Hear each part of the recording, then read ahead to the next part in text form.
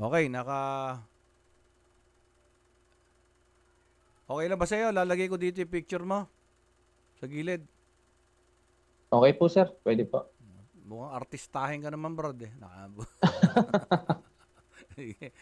Hindi, mainam na rin yung nagpapaalam eh kasi syempre, 'di ba? Pero alam mo, malaking tulong na merong ganyan kasi yung iba kasi hesitant pa rin. Totoo kaya, Mm. maganda kaya ganon. Kaya yung mga interview namin sa inyo, malaking bagay. Kasi marami kaming yung iba kasi hindi naman maliit na pera.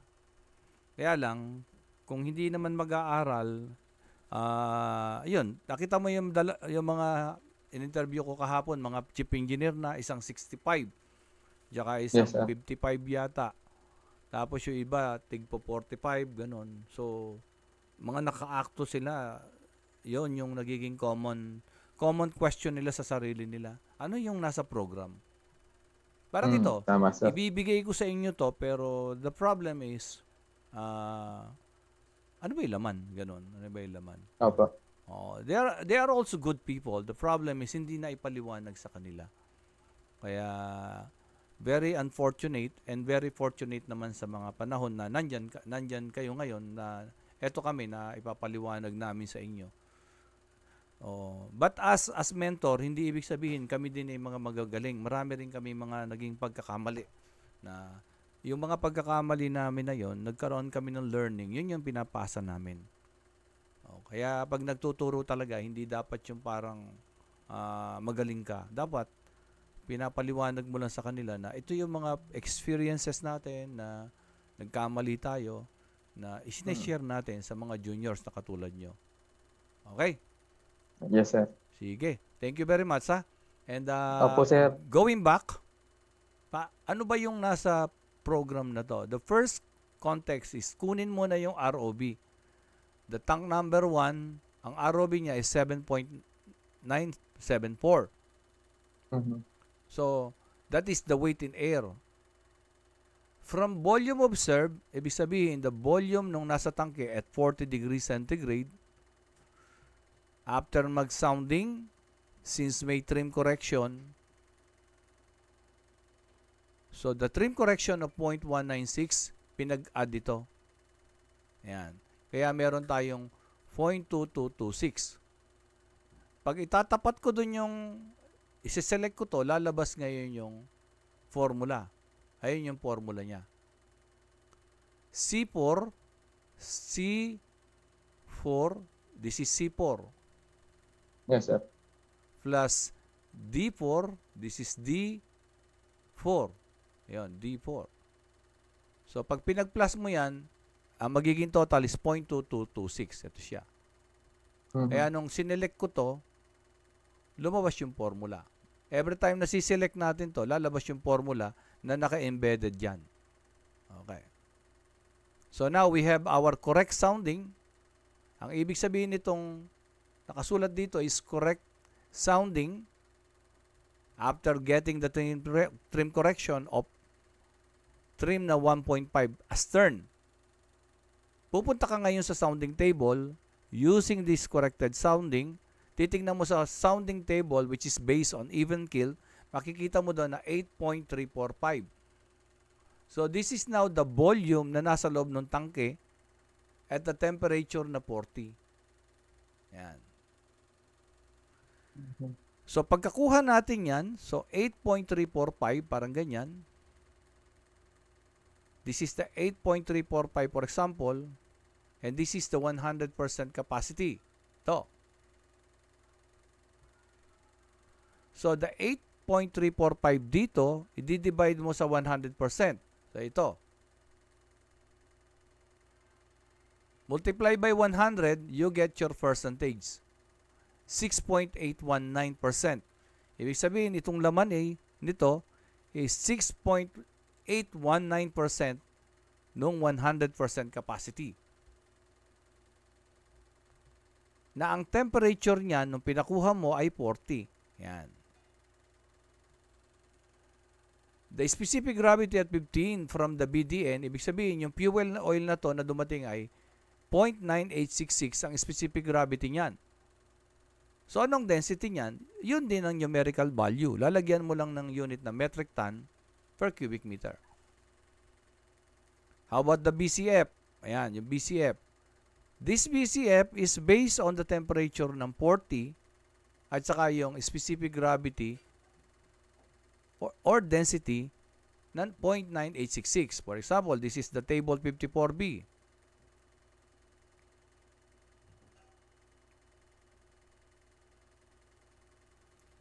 You get your density at 15 and then your temperature na 40 na nasa tangke, yung nandito, that is your VCF at 40. Ibig sabihin, kung yung nasa tangke ay 8.345 sa temperature na 40 and you want to get the volume of this 8.345 sa 15, imumultiply mo lang ito sa BCF ng 40. Pero kung ito ay 30, you need to get the BCF at 30. Pag minultiply mo yon, volume observed sa BCF sa 30, you always get the volume at 15. Our objective is makuha natin yung volume nung nasa tangke na maibalik sa 15. Kasi o-order ka ng weight in 15, whether it is vacuum or whether it is weight in air. So you need to bring this volume back to 15. Laging yun ang basihan, 15. Dahil o-order ka sa 15 after getting your ROV sa weight in air or weight in vacuum. Malinaw, engineer? Nakakasunod? Yes. Yes po, sir. Okay. So, paano kung yung BCF mo 30, yung temperature mo 30, you will get your BCF at 30. At 30. Saan mo kukunin, engineer? Doon, sir, sa, ano niya, sir, doon sa may, sa table 54, sir. Table 54B, okay. Alalayan kita. Medyo naninibago pa niya. So, pag nakuha na natin yung ROB, susunod naman natin yung ROB ng susunod na tangke. Parehas lang din. You get your sounding, your trim correction, corrected sounding, then you get your volume observed. This time, 120376.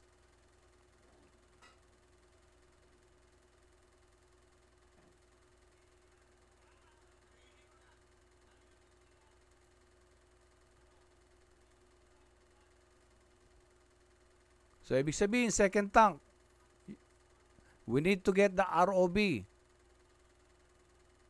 in volume until weight in air. So, pagka-sounding mo, trim correction, you go to sounding table, 3.791.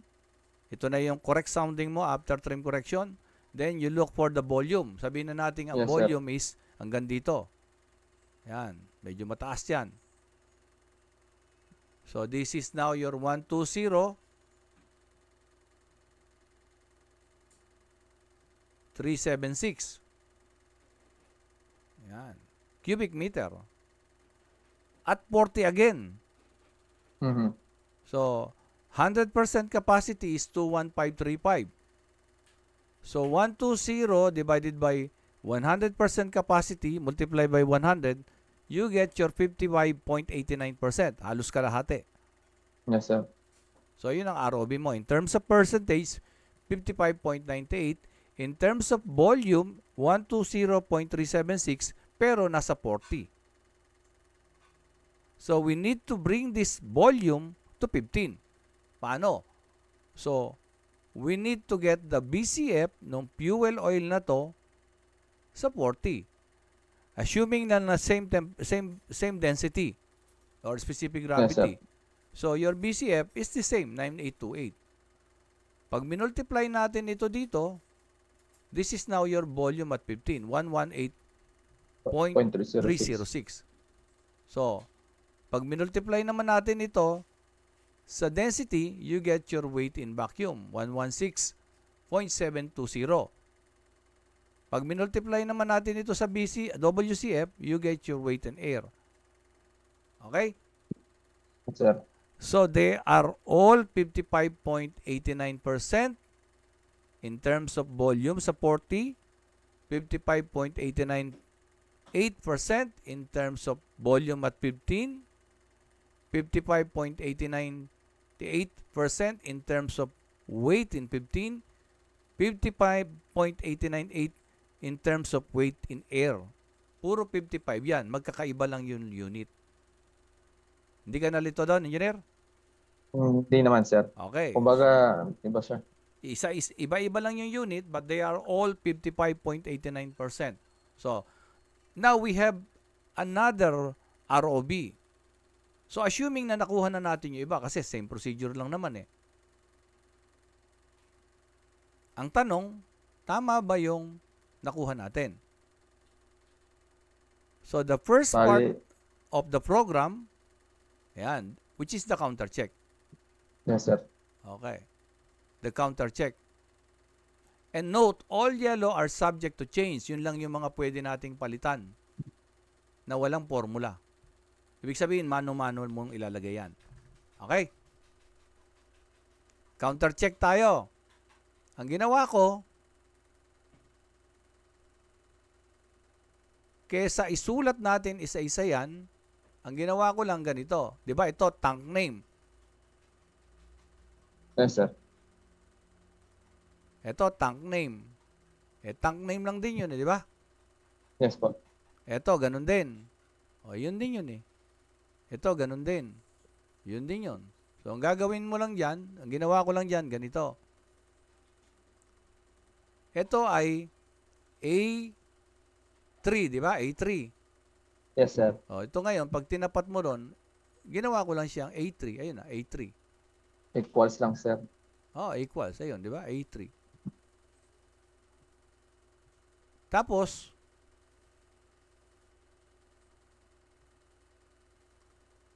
pagkakuan, let's say ito, tanggalin ko to. Delete. Doon, dinrag ko lang. Yes, sir. Halimbawa naman ito, delete. Delete ko to. Mula dito, dinrag ko lang. Mas nasusundan mo ngayon, ano, engineer? Yes po, sir. Yes Mas po. simple. Nakalimutan ko pala itong total. Total naman, siselect mo lang yan. Punta ka ng Para home. mag-ano siya. Sum lang naman to eh. Ito Sum madali siya, eh. Yes, Sum sir. lang to eh. Okay? So, Yes, in-update ko lang. Sum. Okay. So, ito ngayon, halimbawa ito, dinanggal ko to, delete.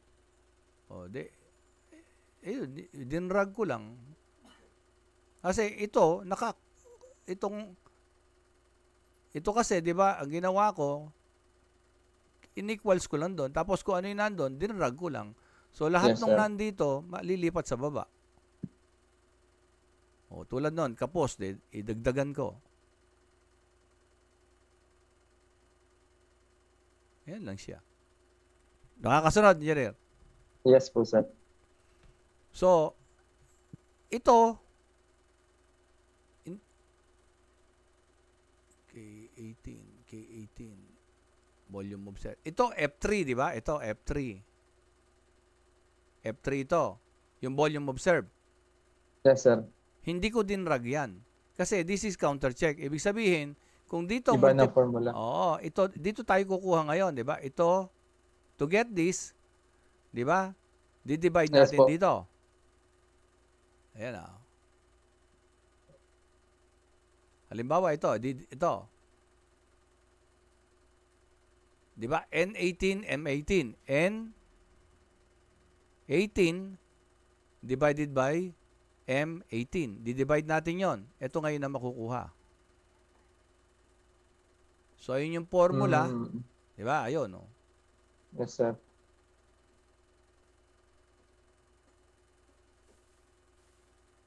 Pag tinapat ko doon sa 8.092, lalabas yung formula. Ayun. N18 over M18. N divided by M18. Dito, di ba, multiply? Yes, sir. Yun ang pinagkaiba. Kaya pag hindi lumabas ito, katulad nito, may mali yung formula. So ngayon, nung naiset ko na to, naiset ko na yan, ikumpletuhin natin ha. Sumunod, ito naman, nakuha na to. Ito naman, ito, weight at 15, di ba?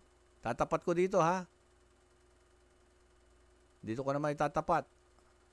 Oh. L18, i-divide daw sa I18. Ito.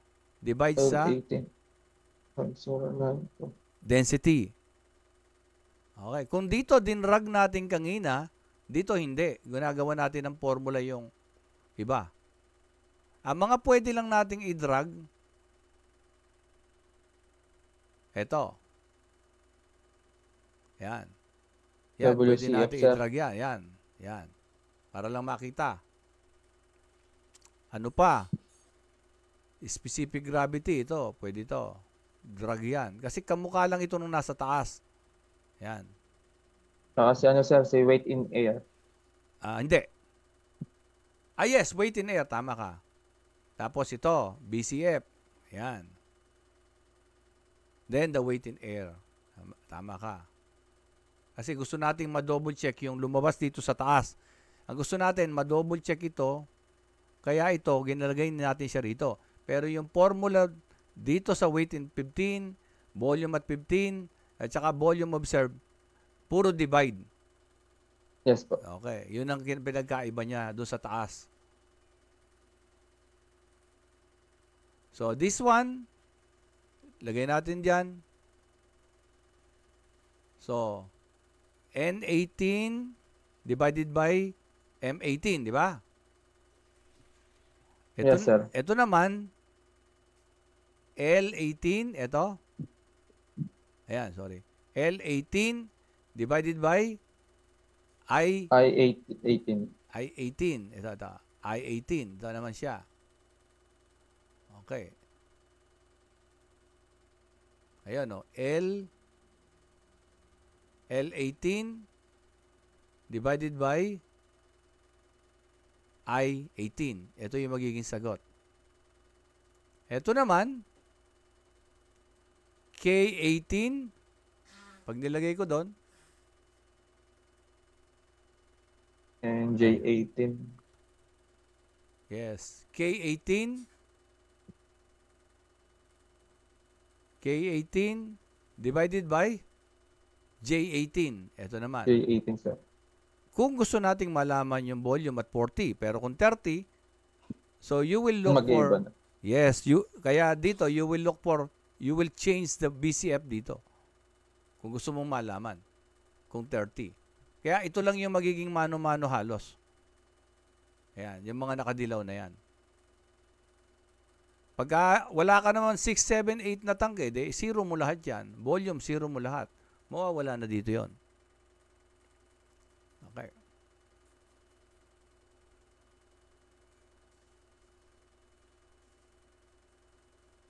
So then,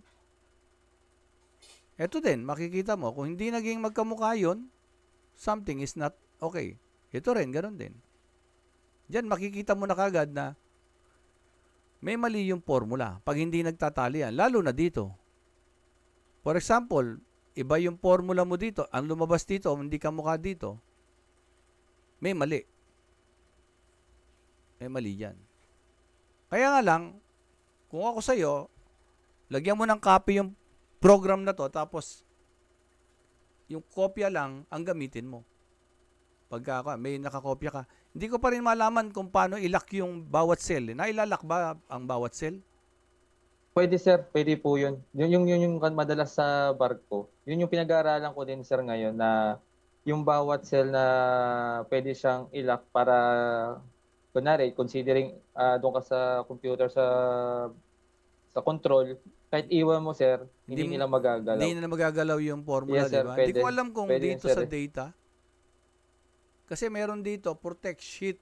Pero buong sheet yun, di ba? Yun, bonus yun, sir. Yung tinutukoy ko naman, sir, yung per cell naman siya. Tapos pwede siyang i-hide yung formula din. Saan ang kuwan nun? Saan ang... Yun sir, yun yung kinokontak ko din sir yung kasamahan Okay. ko kasi nakagawa din siya ng ano, ng program din do sa barko. Yung nasa Sige. magsaysay pa po ako. Ah, Ngayon maku tatanungin ko paano yung sa may cell na yun na pwedeng itago yung ano, tsaka naka-password. Sige, hanapin natin. Hanapin ko rin 'yon. Okay. Anyway, sige. Na makukuha din natin 'yan. Madali na lang 'yan. So okay na tayo Yes sir. dito. So ito wala ka ng problema dito dahil kinokopya niya lang yung nasa taas eh. Ito ganun din. Ito ganun din. Ito ganun din. So ito ngayon yung naka-formula for counter checking. Ito ngayon naka-formula rin to. So kung hindi lumabas ito kamukha nun, may problema din. Okay? Yes po. So okay na tayo dito sa counter check. Yes sir. Okay. Dali ah.